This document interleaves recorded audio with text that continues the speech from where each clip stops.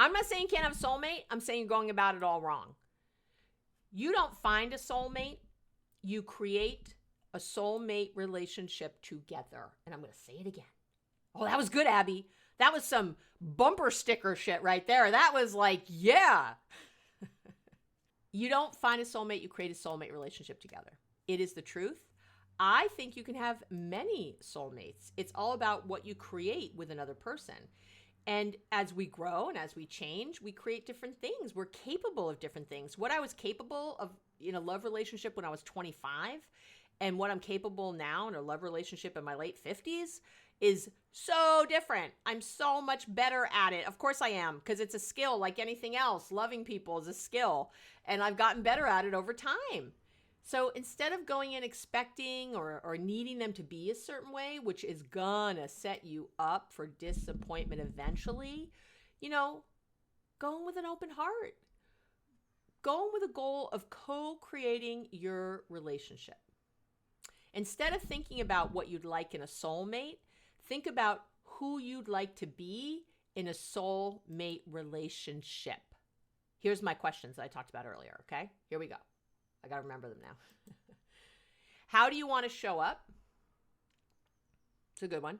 How do you treat your partner? What thoughts do you think about your partner? Are you calm and laughing every day? Do you feel confident and connected? How do you speak to your partner? How do you resolve disagreements? How do you know you're loved and cared for? And how do you show that yourself? How do you think about yourself each day in this relationship? Sorry. Oh, you might be in a throuple. That's okay. Right? How do you do that? And how are you leading to love every day? These are how you create a soulmate relationship. And these are how you put your part in. Your soulmate relationship is something you co-create not once, but every single day. I have soulmate relationships with friends. I've talked about, my wife, Rhonda, she's a soulmate. I have other friends too, soulmates.